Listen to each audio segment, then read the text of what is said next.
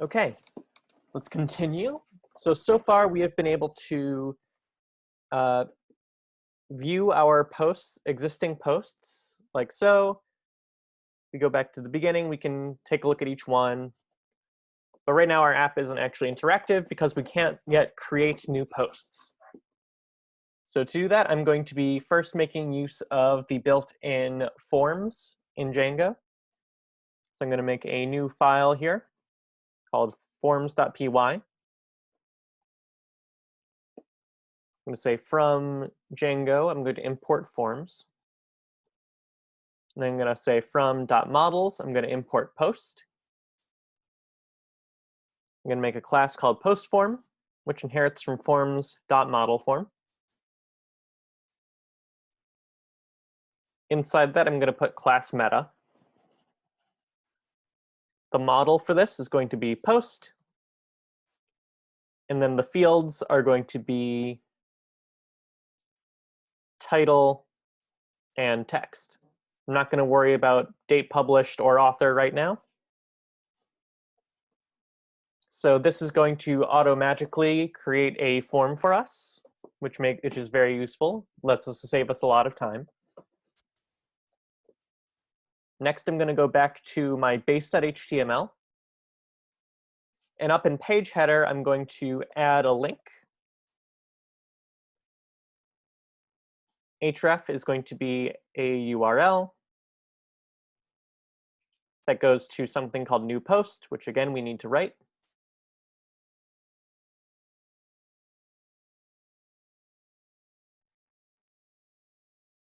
Inside of this, I'm going to give this link first a class. We'll call it top menu for now. And inside of this, I'm going to actually make use of another built-in Bootstrap thing called glyphicons. So I'm going to create something called a span. I'm going to give the span two classes. One is glyphicon, and the other one is glyphicon plus. And that's going to give us, let's see if it breaks because I still don't have all of these pattern names yet. So I can't look at what that looks like until I do all of the other patterns first.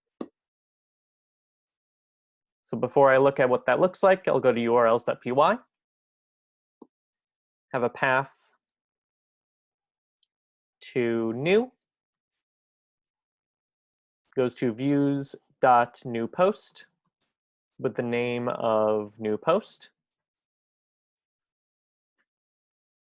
And then in views.py, I'm going to make a new post method, takes in a request as an object. And for now, I'm just going to say form is going to equal a post form, which I need to import at the top.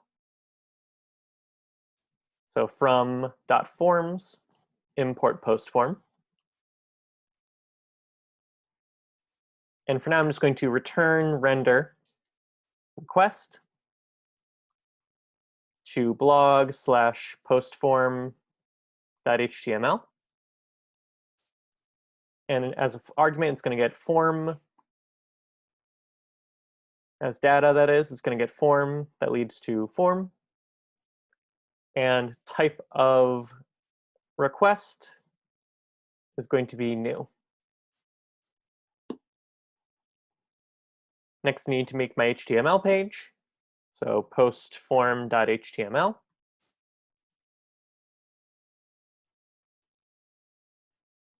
And I'm going to extend blog/base.html.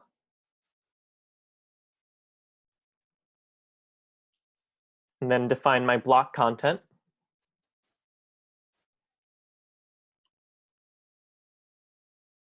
End block. And inside of here, I'm first going to say h2, I'm going to say type of request.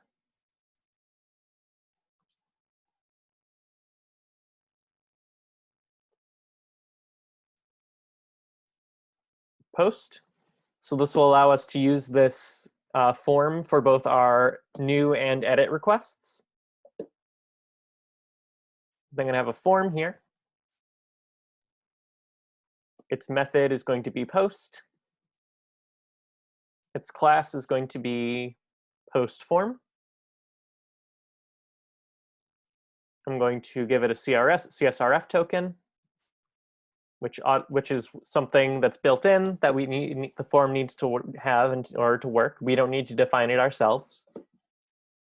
And then to get the input fields, I can just use form.asp, which will automatically render all of the necessary inputs that I need without me having to do it myself. And then finally, I'm going to add a button whose type is submit, whose class is going to be save, btn, and btn default. And I'm going to just have that be save. I have a question. Yes.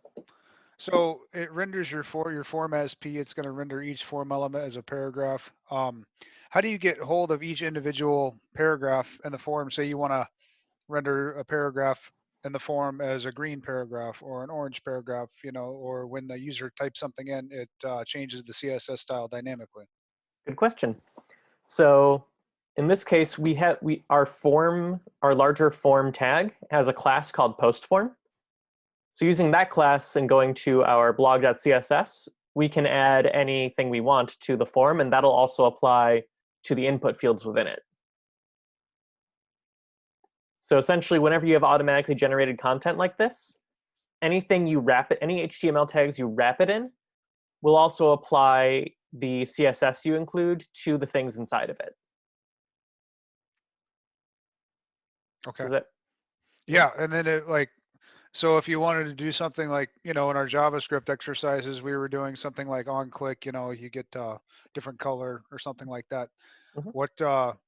How would you get fine grained control in this case over that? Would you have to link in a JavaScript script and then, Good question. So let's take a look at the result here and see what happens. I need to no module named blog.forms. 1 second. So I need to get this working, and then we'll explore that. Oh, I called this form.py, not forms.py. That's why.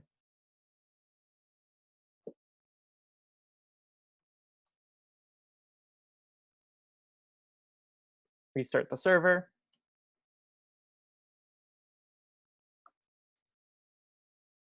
All right, here's our little glyphicon. All right, so here's our automatically generated form. And if I inspect it, I should be able to see what the DOM looks like. So inside our form, we've got these p tags, and inside of which we have a label and an input. They each have a name and a title. So since I didn't generate these, I couldn't give them specific class names. But I should be using DOM traversal in JavaScript. I should be able to say, OK, get me the form with the class of post form. And once I've got that class, I should be able to say, OK, give me the child, give me each p tag, and in each p tag, give me each input. So even if I can't give these their own specific IDs, or actually it does have an ID that's automatically generated called ID title. I didn't even notice that. So OK, so it does have an automatically generated ID. So as long as you know what that is, you can use that to use document.getElementById. Or you can use DOM traversal to go from the form, which you did define, down to where the input will be. Got it. No, isn't there a rule that two elements can't have the same ID? Yes, and I believe these have different IDs, if I'm not mistaken. Let me take a look.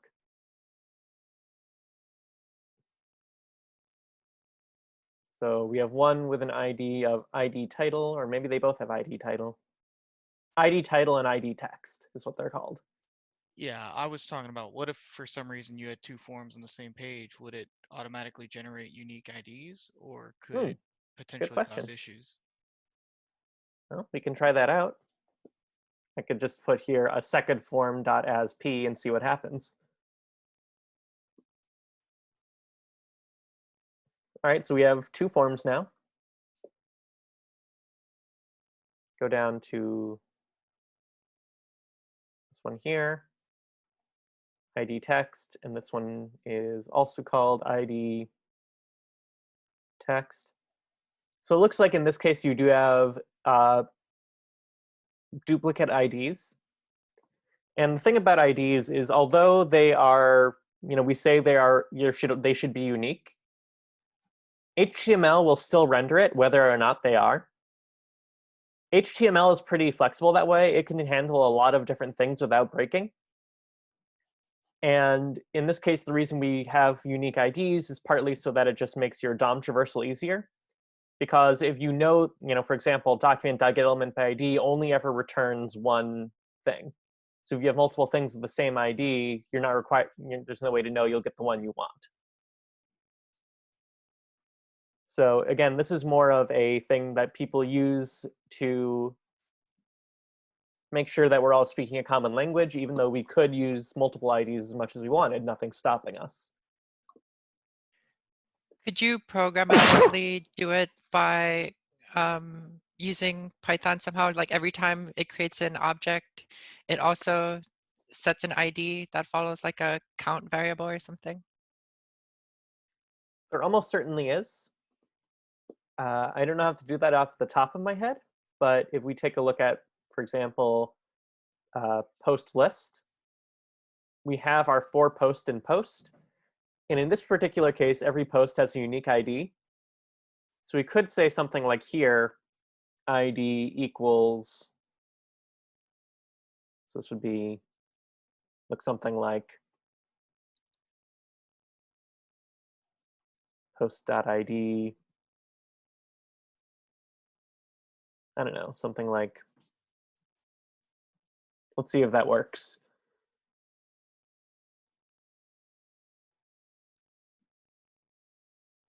So now if I take a look at my div here with my content, I believe all of these link tags should each have an automatically generated ID if I did this correctly.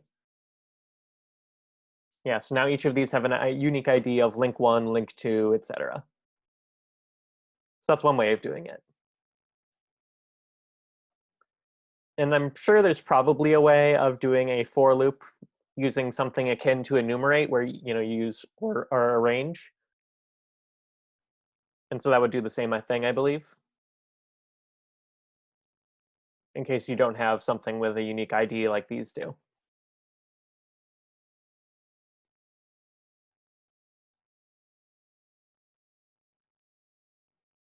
All right, good questions. All right, so at the moment, we can try out our form, blah, blah, blah, blah, blah, blah, blah, blah. We save, go back to our my blog. It didn't do anything because we haven't actually told this thing how to do anything yet. So I'm going to go back to views.py. I'm going to change this method so that it'll essentially serve two purposes. One is going to be saying, okay, if we have a get method versus if we get a post request. Because right now it only processes a get request. So I'm going to up here say if request.method equals post. I'm going to say form equals post form. We can actually just grab all of this stuff. We can get this post form equals post form, giving it the information from request.post. And then say if form.isValid, we will say post equals form.save, commit equals false. And we're saying commit equals false because there's some things we want to do to this before we save it to our database. I'm going to say, in this case, post.author equals user.objects.first. So I'm automatically saving it to our only user right now. And I'm going to say post.publishedDate equals datetime.datetime.now, which means I need to import the datetime library. Import datetime. And then I'm going to save it to our database. Then I need to redirect to the view page. So I'm going to also import the redirect method from Django.shortcuts. Instead of returning a render, I'm going to return a redirect, which takes us to post detail, where post ID equals post.id.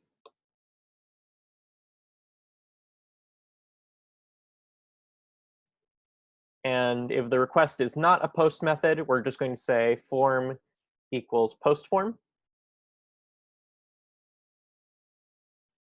And we're going to render it as normal. So I'm going to refresh the page and then try it again. So write my nonsense blog post, hit save. Okay, we have a problem now. Name user is not defined. I also need to import the user model because it doesn't know it exists. I haven't actually referenced it yet. So I'm going to say from django.contrib.auth.models. We're also going to import our user model. So that way we can reference user.objects.first. Try it one more time. Is there somewhere in your files where you can view that thing that you're importing? In my files. So in this case, this user model is an automatically, like it's an automatic one that Django is included in this contrib auth models thing. So if I go to my admin panel, I should be able to see my user model. So I've got a model here called users automatically generated when I included that thing in my models.py. Settings.auth user model. As we can see here, here's here's the super user we created for the first time. Oh, so this is completely hidden from you, and it's just something like built into Django. Yep. This is something that settings off my user model. This is something that we can call on from Django because the Django developers said, okay, maybe some users want to create their own user models, but maybe some of our developers don't want to have to deal with that. So we just created them, have like a pre-generated one for them to use in that case. And can you create a user that's not, say, like a super user, I guess? So like other people can log into your site through this thing? Yes, that is definitely a thing. That's an authentication question, which is something we'll be covering later this week. But yes, I believe there shouldn't be a problem with creating a login page that accesses this auth user model.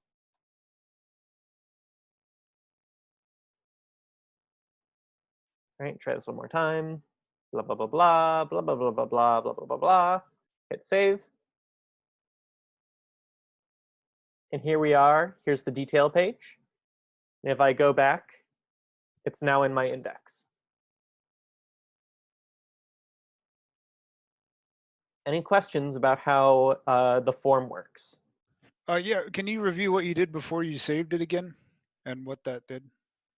You mean what down here? Yes, the is valid check and all that. Okay, sure thing. Let's go through one bit by bit. So every one of our views takes a request as an argument. And the request is an object that has many different parts, including the method that the request is being made. In this case, we're checking, okay, is this a post request as opposed to a get request? If it is, we're automatically generating a form using this post form we created earlier, using request.post data, which includes all the data that we get from our form. And then this if form.isValid is a built-in method to the post form that checks, okay, is all of our data passing all of our built-in validations, or non-built-in validations if we want to add more. If it is, we have post equals form.save, commit equals false. And what that does is saying, okay, we're saving the form data as a new post object, but we're not adding it to our database yet. And the reason we're not doing that is because I want to say, all right, here's who our author is going to be. And in this case, I'm just using it so it's just automatically assigned to our first author in the database using this Django.contrib.auth.models user model. So this is built into Django. This isn't something I wrote. And then I also said that the published date is set to datetime.datetime.now. Once that's done, post.save actually adds this post object to our database where it didn't exist before. And then we return a redirect, which calls on our post detail, so it sends you back up here. So the author, post.author, you're saying you want the post author to be equal to, in this case, it's just for demonstration, basically. Yes. Which you're the only user in the database right now, so the post author is going to be Noah, right? Yes. And if I wanted to say, okay, the currently logged in user, I would need some sort of method that would say, okay, post.author equals currently logged in user, however we discover how to get that.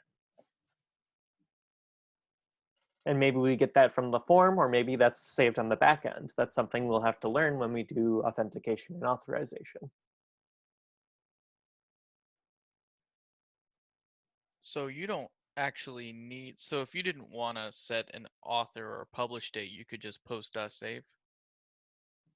Yeah, if you just wanted to say, if you wanted to cut out all the miniman, you could just say post equals form.save and get rid of this commit equals false, and that would automatically save it to the database. Okay.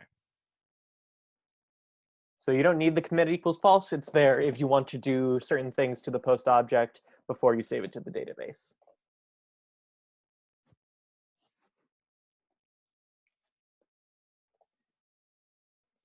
Okay.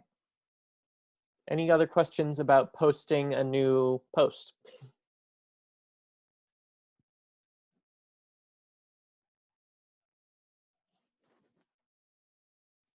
All right, so let's make it so that we can also update and delete our posts, our blog posts. So I'm going to go back to my post detail.html page, and I'm going to add a link that takes you to a update page. So I'm going to have an A tag here. Class is going to equal btn and btn default. I'm going to say the href is going to be another one of our URL helpers. URL, it's going to take us to something called edit post, which we're going to define, where post ID equals post.id. And then we're going to add have another glyphicon here, because I like glyphicons. The class is going to be glyphicon, and we're going to use glyphicon pencil. And the pencil is kind of a universal sign for edit. Then No, in the URL tag, on the previous assignments, we were putting for the third argument, just like post.id.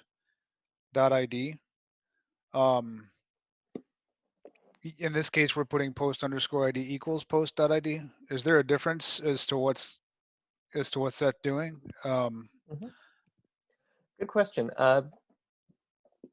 I'm not sure if there's a major difference about whether or not you are explicitly defining it with an equal sign.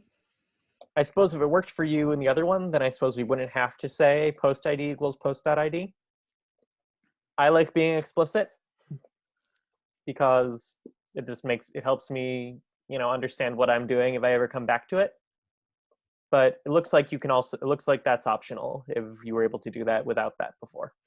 So in your urls.py, that post_id matches your urls.py, what's inside your angle brackets? Is that? Exactly. Okay, I see. So up here, I'm going to say my path takes me to int post ID. So that's where that comes from, /edit. I'm going to have views.edit post here. And the name is going to equal edit post. And then back to views.py, we need to have our controller action. Your opening tag was facing in the wrong direction. So it was. Thank you.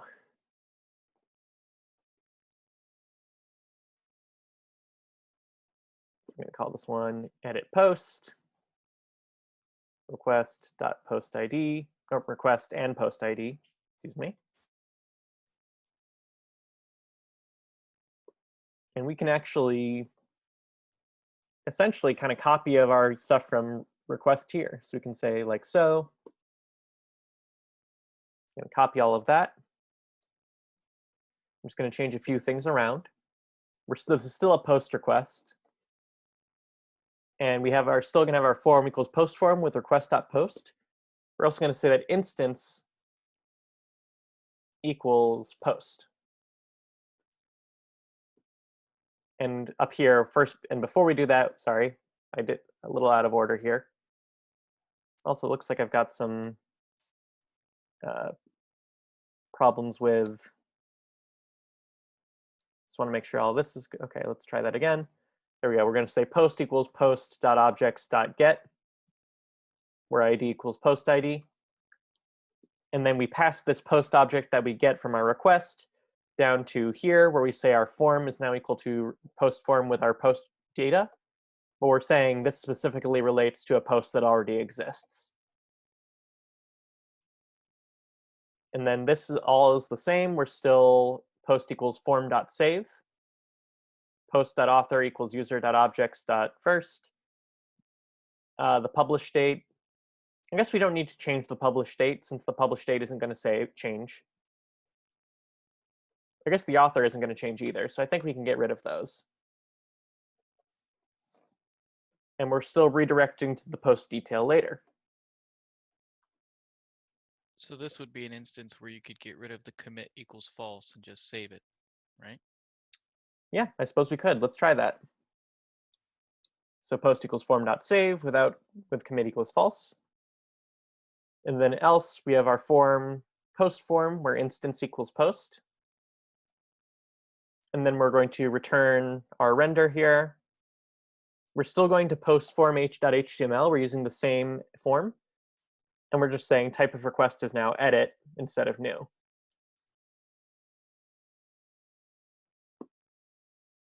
So now if I go to this post here, here's my pencil button. If I click on this, want to change this to an actual title with actual words, hit save. It is now edited. So essentially that form is pulling double duty where it doesn't really care whether or not it's being asked to make a new thing or an edit thing. It's just sending the data up.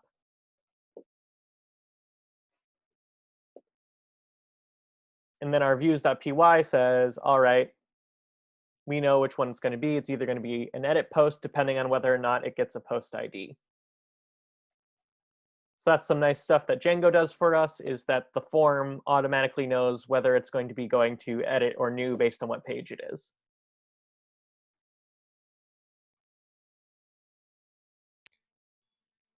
I have a question, Noah. I think in the lesson on Friday when we were doing forms, I think we put somewhere like over here if method equals post or none or something like that. I'm not really sure, but do you know what that is for when we put none? In postform.html?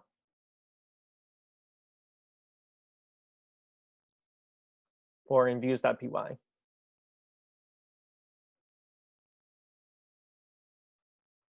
Are you speaking, Emma? I think you're muted. I can't hear you.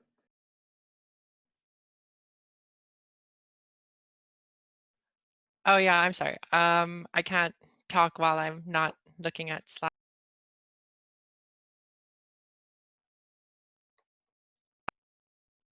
Let me see if I can find the example in a second. Okay.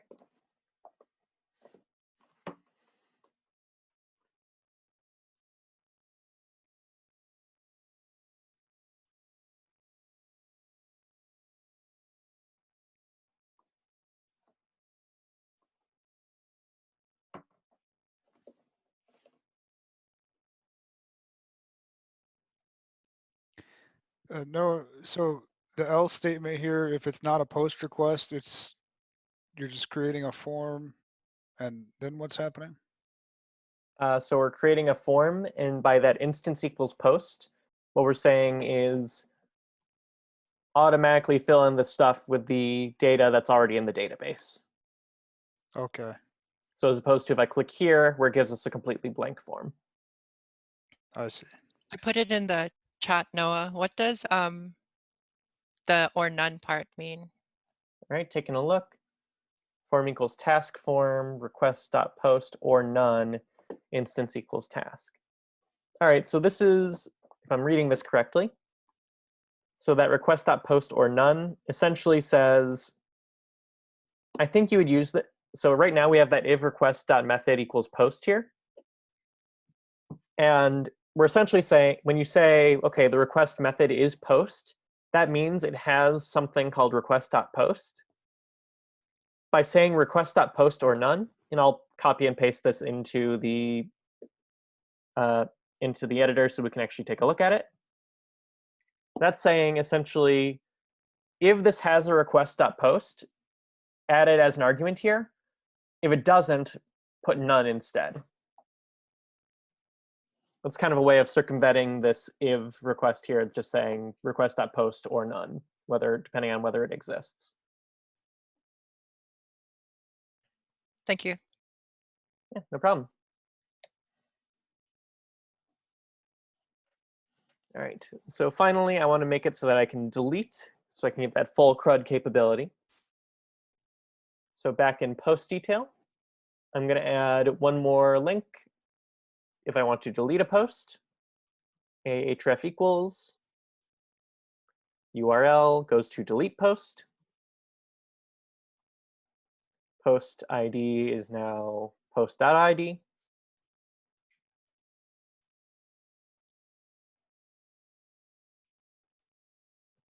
Delete this post.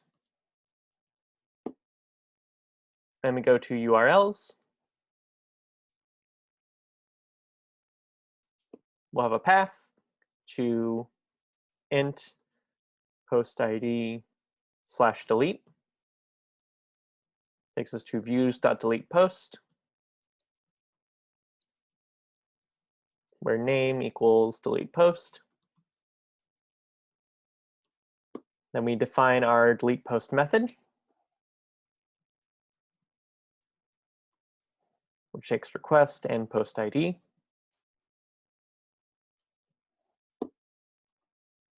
We'll say our post equals post.objects.get ID equals post ID.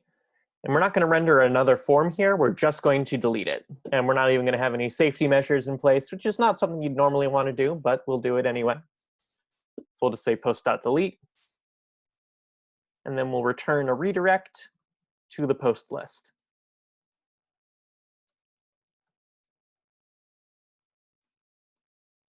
So now, refresh the page. If I go to my line breaks example here, I've got to delete this post link. If I click on that, it's gone.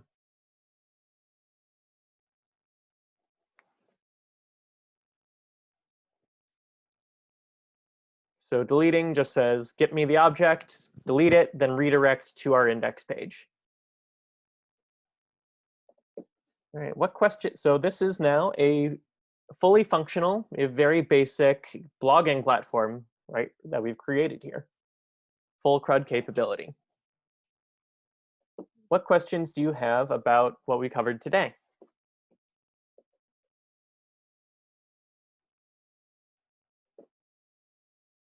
I'm going to deactivate my virtual environment. So if I put this into my GitHub pages as it is, it won't run, right? Is there a simple way to like get it to run?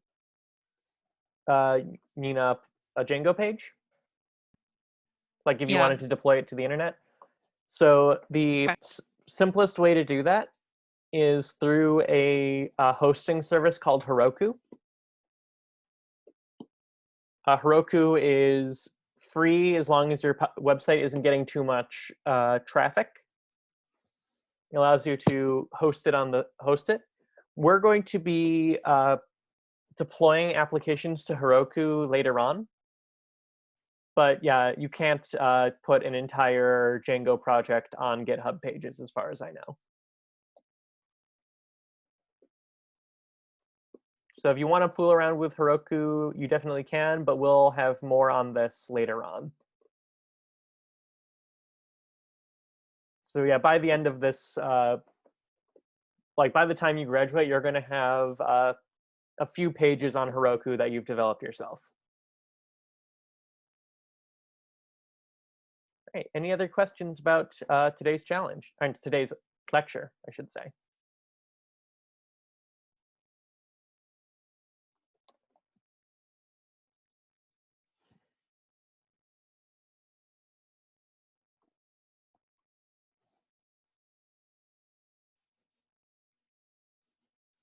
Okay, let's talk about today's today's assignment. So the first thing we're going to ask you to once again go through today's tutorial on your own. So, essentially we have everything I just did is all on here. So do it yourself. Feel free to mess around with it, change things, especially when it comes to the CSS.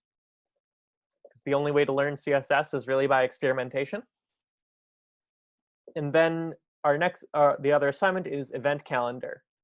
So this is, we've got minimal instruction here. So you're going to be creating another CRUD app. It's going to be a list of events to keep track of your social schedule.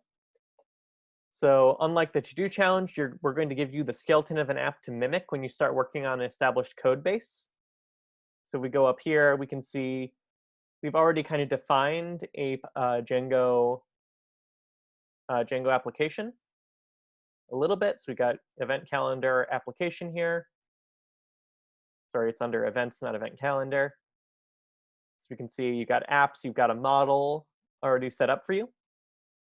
So this is going to be testing not only your ability to create a Django application. This is going to be testing your ability to work with an established code base, because chances are when you get out and get your first job, you are not going to be creating applications from scratch, at least not on your own. Chances are they're going to be asking you to edit and maintain something that already exists. So again, once you've completed this app or you get stuck, take a look back at the previous challenge and see if you hit all the requirements for a CRUD view and implement anything that's missing. So we have here, you're going to create a virtual environment, pip install -r, and set up a database using the create DB. And then make sure you run your migrations before you get started on your routes. And then after that, you're on your own. Create all the routes that make most sense. Take it one step at a time. Get each thing in the acronym CRUD working one at a time. And once it's all done, you will have finished it. What questions do you have about today's challenge?